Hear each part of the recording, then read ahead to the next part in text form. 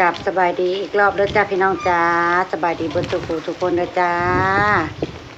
ยินดีต้อนรับเข้าสู่ช่องแม่น้องบอยอีกรอบหนึ่งเด้อจ้าพี่น้องรอบสวยๆหลังจากขึ้นมาแต่ทงแต่ท่าไปออกแรงงานกวดจูดใบตองก็พอน้องบอยแล้วกะมาเตรียมเครื่องเตรียมของขายเซ็ตเป็นที่เรียบร้อยแล้วพี่น้อง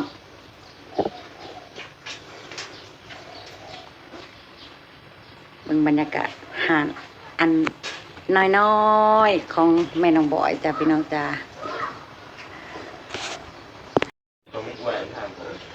เตรียมเครื่องเตรียมของขายเสร็จแล้วกะพอน้องบอยเพิ่นก็สิไปซื้อน้ำมันมาไว้ไถนาพี่น้องแม่น้องบอยก็สิไปน้ำเพิ่นไปหาซื้อเอาเขาของที่มันเบิดในหาดนี่แหละจ้ะมาเพิ่มมาเติมใส่3พ่อลูกกินยังกันเนาะกินข้าวเช้าจ้ะพี่น้องมาดีพี่น้องมาดีมาเดิมมาเปลี่ยนเมนูปิ้งแซ่บๆลงกันมาอาหารเช้า3พ่อลูกพี่น้องกินแล้วก็สิลงไปไถนาซื้อน้ำมันมาก่อนต้มอึ่งตอนเช้ามาปิ้งยังเมนูหนึ่งนะพี่น้องจบแล้วเนี่ยแต่ว่าหมดแล้วแม่น้องบอยหลับแล้วจ้ะกินเมื่อคืนเนี่ยพี่น้องปวดท้องต้องใช้แผลอึ่งนั่นแหละปวดท้องแบบกระบทั้งคันว่าปวดแห้งนะพี่น้องแต่ว่าปวดพอบ่ม่วนนะปวดหุ่มอยู่ก็เลยรู้สึกว่าโอ้สงสัยกินอึ่งบ่ได้แล้วล่ะแต่ว่าสิหาแนวใหม่กินบ่ได้กินน้ำลูกๆคนดอกจังนี่มันกินมองทุกลายบ่บัวบ่ต้องแพ้อึ่งแล้วเนาะพี่น้องแพ้เลยบางคนก็แพ้อึ่งนี่มันเป็นอีหยังที่แบบว่าบางคนเขาก็แพ้แต่ก็บ่แพ้ก็กินไปพี่น้อง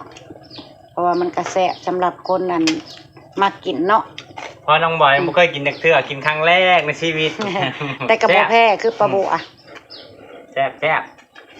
บ่แพ้พ่อน้องบอยอยากจัดไปน้องบอยเป็นอะไรไปไถนาซอยเพื่อนมื้อแรกเจ็บเบ้อแล้วมื้อนี้สิไถได้บ่ล่ะน้ำพอน่ะได้ต้องเฮ็ดแบบให้มันในเนาะพี่น้องร่างกายเฮาเพิ่งเฮ็ดแบบหนักๆครั้งแรกมันก็รู้สึกปวดตนปวดโตเนี่ยลุกแทบบ่ขึ้นเพิ่นว่างาทำดิ่งใช่หมดเนาะปีนี้สิพึกบิ๊กซี่ใส่ได้พี่น้องโอ้ยคือมือแต่หนาลูกข่อยมันจะถอนแสงพี่น้องเอ้ยบิ๊กซี่ก็สิได้ไถให้ไถนาแล้วปีนี้เฮ็ดซอยกัน3พ่อลูก3เทิกเลยเนาะพี่น้องย่านยังเด้สู้ตายจ้ะลงไหนาทานไหนาเลยอึ้งอ่างเอาไว้ติดตามแม่น้องบอยไปเบิ่งที่บ้านเจซีจ้ะสิไปบ้านเจซีมื้อนี้ไปซื้อเครื่องซื้อของมาเพิ่มในห้างที่มันขาดไปยังติดตามด้วยจ้ะพี่น้องกินข้าวแล้วจ้ะกระเตรียมเพาะที่เดินทางไปซื้อข้าวของมาขายเนี่ยพี่น้องพอน้องบอยเพิ่นก็จะไปซื้อน้ำมันเลยติดตามไปเบิ่งน้ำกันพี่น้องปลาบัวซื้อยังแน่สบายดีอีกรอบเดินทางน้ำมันเพิ่นปลาบัวก็จะไปซื้อข้าวซื้อของถาเพิ่นอยู่ห้านแล้วเพิ่นไปซื้อน้ำมันพี่น้องไปทะเลกันหน่อยแต่ว่าปลาบัวสิบ่ได้ถ่ายให้เบิ่งเด้อจ้าเด้อตอนเดินทางไปเพราะว่ากล้องปลาบัวมันบ่มีกันสั่นพี่น้องสิลำบากตาพี่น้องค่ะไปเบิ่งอยู่ห้านค้าเพิ่นแล้วจ้าพี่น้องจ้าขึ้นรถมาลูกโอ้ยลูกสาวขึ้นรถเอา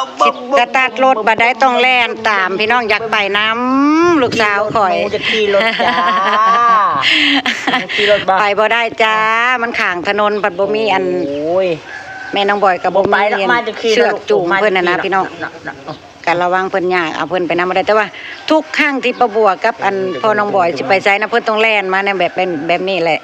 อยากไปน้ำขี่รถเด้อพี่น้องนี่มักขี่รถป้าทายแม่ยุ่งเงินได้ลูกเด้อเดี๋ยวแม่กลับมาบ่ไปน้ำกระยาบายเอ้ยแพงบิ๊กมาเอาน้องบิ๊กเอาน้องไว้ก่อนอย่าเล่นตามน้องสาวหลาน้องบิ๊ก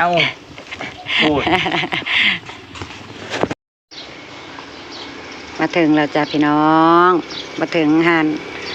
ข ขาหมงประบัวสิซื้อเขาซื้อของแล้วจ้ะไปทางเข้าไปทางในน้ำกันพี่น้องประบัวกับบัวซื้อยังลายดอกจำมันซื้อเอาแต่ทีมันขาดอีลีนะพี่น้องเพราะว่าประบัวก็ใช้เงินใบเก่าบัวเลยได้คอยอันมีทุนหลายปันใดหมุนไปหมุนมาเงินใบเก่าอะไรพี่น้องโอเคเดี๋ยวติดตามไปเบิ่งน้ำกันได้จ้ะเด้อจ้าหารเพิ่นกระสิบมีประมาณนี้แหละพี่น้องประบัวกระสิเอาแต่ขาดอีลีเพราะปกติกับประบัวสิซื้อของอยู่2 หารพี่น้องอีกหารหนึ่งเป็นหารใหญ่กว่านี้สนับสนุนเบิด2 หารเลยพี่น้องซื้อหารนั้นแน่ซื้อหารนี้แน่หารนี้ก็มีเกือบครบอยู่แต่ว่าบ่ใหญ่เท่าอีกหารหนึ่งนะจ๊ะมื้อนี้มาซื้ออยู่หารนี้ที่ขาดก็คือปลากระป๋องจ้ามื้อนี้ปลากระป๋องแล้วก็อีหยังเฮ้ยที่เฮาขาดน้ำจอกน้อยหยิบปลากระป๋องเนี่ยเท้าเอาอันหนึ่งกะทิกองใหญ่ขอยนี่เด้อกองหนึ่งดีตังอยู่เทิงนะลืมเบิ่งอันซอสพริกเนาะยังอยู่บ่เนาะประบวกก็ลืมเบิ่งแล้วเด้อบาดนี้เสกของก็บ่ได้เสกดอกเพราะว่ามันบ่หลายพี่น้องคึดเอามันก็บ่ได้ขาดอีหยังหลายข้าวของในอาหารประบวกมันก็บ่ได้มีหลายขายไปเบิดแล้วก็มาซื้อข้าวใหม่จังซี่นะพี่น้องเงินใบเก่าหมุนไปหมุนมาซื้อหลายก็บ่ได้ฮะขนมก้อนปีเบ้บ่ฮู้หาเบิ่งขนมแน่เด้ออ่ะประบัวเลือกข้าวเลือกของก่อนพี่น้องจ้าจังมาเบิ่งน้ำกันว่าประบัวสิได้หยังแน่ของที่ประบัวซื้อก็มีรูซ้ำนี่แหละพี่น้องกล่องอ้อยนึงที่เป็นขาดเป็นบ่มีเลยซื้อมาเติมใส่อาจจะของงานเพิ่นกำลังจัดให้คิดเงินก่อนพี่น้อง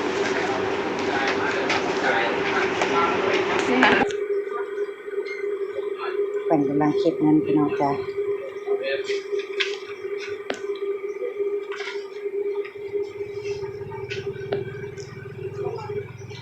มาสามีของพี่น้องเดี๋ยวติดตามกับ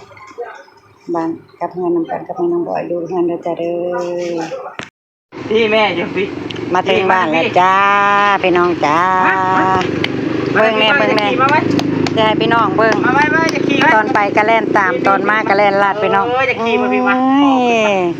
อยากไปน้ำแต่แท้ใดลูกสาวได้ขี้แล้วเด้ได้ไปน้ำแล้วเด้โหดีใจยิ้มน้องยิ้มเสร็จมาถึงหาดก็ให้2 หนุ่มจัดการเมี่ยงเอาขึ้นไว้ขายพี่น้องจังได้กับประบัวก็ขอบคุณพี่น้องทุกคนที่เข้ามาให้กำลังใจประบัวและลูกๆเด้อจ้าเด้อขอบคุณหลายๆถ้ามักประบัวก็ฝากกดไลค์ถึกใจก็กดติดตามให้ประบัวและครอบครัวในเด้อจ้าพี่น้องบิ๊กซี่คนแล้วล่ะบ่ลูกนั่งจะมาเลื่อยเตื้อยโอ้ยบิ๊กเฮ็ดยังน่ะลูกจัดขึ้นไหมลูกจัดขึ้นวางจะบ่มียังไรดอกหันประบัวกับเข่าคล้องกับซ้ำนี่แล้วพี่น้องอ้อยแอะเอาเท่าที่ชาวบ้านเพิ่นใส่ที่เพิ่นขาดและเพิ่นบ่ได้ไปหันใหญ่เพิ่นก็แล่นมาหันน้อยหันประบัวนี่แหละจ้ะพอได้แก้คัดเพิ่นแล้วนะพี่น้องบ่ได้มียังไรนี่แม่หนูอยู่นี่จ้าแม่นี่ตอนไปแล่นตามตอนมาแล่นลัดขี่แล้วแม่ต้องได้ขี่จักหน่อยนึงพอดีใจเนาะเแม่อยู่ถึงบ้านเป็นที่เรียบร้อยพี่น้องจ้าเขาคล้องก็ขี่ได้ประมาณนี้แหละเอาแต่ของขาดอีหลีพี่น้องได้ขี่แล้วโอ้ยแล้วพอขี่แล้วให้ขี่แล้วเด้สั่งเด้สั่งคนขี่ลายเด้ได้ขี่แล้วมีแหงโอ้ยแบบนี้โดยเอาเป็นว่า ป้าบัวก็สิเก็บภาพบรรยากาศไว้จำนี้เลยจ้ะพี่น้อง ขอบคุณพี่น้องทุกคนที่เข้ามาติดตาม กดไลค์กดแชร์ให้ป้าบัวได้จ้ะเด้อ